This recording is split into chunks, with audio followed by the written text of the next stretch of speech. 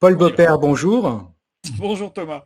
Nous vous avions reçu à la librairie de l'Emmanuel pour les folles aventures de la famille Saint-Arthur. Aujourd'hui, vous revenez avec les chroniques de la famille Follbreuil. Alors, que se passe-t-il? Vous avez changé de famille? Alors j'ai changé de famille, oui et non, parce que j'ai continué la famille Saint-Arthur, parce que le tome 10 est sorti quasiment en même temps, enfin en même temps que les chroniques de Folbreuil. Mais effectivement, j'ai voulu voyager un peu et dans l'espace et dans le temps. Donc je me suis amusé à imaginer cette nouvelle famille qui est en 1300 et des brouettes, parce qu'on ne sait pas très bien à quel moment ça se passe. Mais donc voilà, c'est le plaisir pour moi de voyager un petit peu. Alors, c'est vraiment tout un univers que vous nous proposez. Il y a une dynastie qui arrive. Il y a un roi, une reine, une princesse. Il y a même des Vikings qui vont débarquer. Alors, est-ce que vous pouvez déjà nous présenter cette histoire qui s'adresse aux 9-12 ans, mais à mon avis, c'est même beaucoup plus large et c'est très intéressant.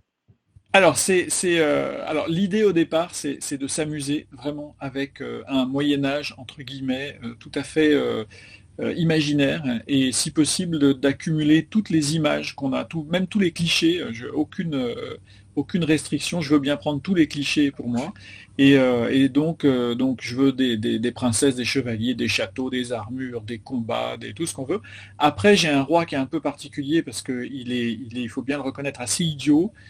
Par contre, sa fille n'est pas la princesse attendue au Moyen Âge qui attend sagement devant la cheminée en tricotant. Elle est capable de prendre une épée et de partir à l'assaut. Et alors, vous m'avez parlé de Vikings il y a 2 minutes, mais en fait, j'ai des Vikings, mais on découvrira que ce ne sont peut-être pas des vrais Vikings, parce qu'à l'époque où ça se déroule, eh bien, figurez-vous qu'en fait, il y a déjà plus de Vikings. Donc finalement, on a des surprises comme ça qui arrivent.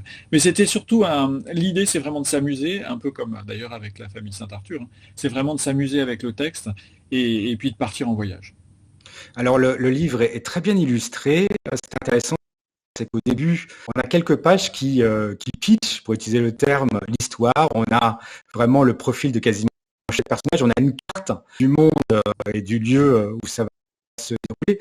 Est-ce qu'on prépare, comment est-ce qu'on développe, comment est-ce qu'on écrit, on explore un livre comme ça, qu'on ouvre un livre, il y aura déjà 2 tomes, et j'imagine qu'il y en aura d'autres. Alors, en fait, pour revenir au tout début, c'est une histoire qui naît lors d'un salon du livre où une des éditrices de chez MAM est avec moi et on discute et le projet naît comme ça d'une discussion. Donc déjà, juste parce que j'ai signé ce jour-là un livre à une petite fille qui s'appelait Colline et on est parti sur l'histoire de ce prénom et en se disant, tiens, en le modifiant un peu, est-ce que ça nous ferait pas un personnage et tout. Donc voilà, c'était juste au départ ça. Et puis les salons du livre, quelquefois on a un peu de temps, et puis le soir on n'est pas chez soi, on était en l'occurrence c'était à Brive il y a 2 ans. Et donc l'histoire commence à augmenter comme ça entre nous, on se raconte des choses. Après, l'éditrice m'a dit, ok, on part là-dessus, mais je veux 2 tomes tout de suite. Donc ça c'était une des vraies demandes de l'éditeur. Et puis là j'ai eu la chance que l'éditrice me trouve une illustratrice absolument géniale, Elena Dupressoir, hein, qui elle aussi a bien voulu rentrer dans le jeu, de dessiner tous ces personnages, de faire la carte comme ça et tout. Et donc c'est un ensemble de choses. Je dirais qu'il y a un peu un moment de ping-pong. C'est-à-dire quand moi j'ai fait un croquis de la carte, par exemple, parce que ça me permettait moi de me situer dans mon propre décor. Et quand j'ai eu le retour de l'illustratrice, je l'ai affiché au-dessus de mon bureau et j'avais encore plus de plaisir à me promener dans mon propre monde. Et donc à partir de ça, donc dans le tome 3 par exemple que je suis en train de préparer, on voyage encore un peu plus et on va peut-être agrandir un peu le monde d'ailleurs.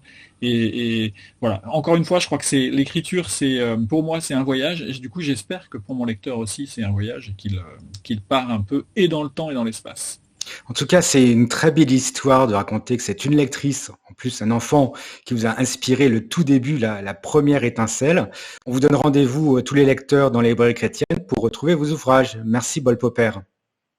Merci beaucoup.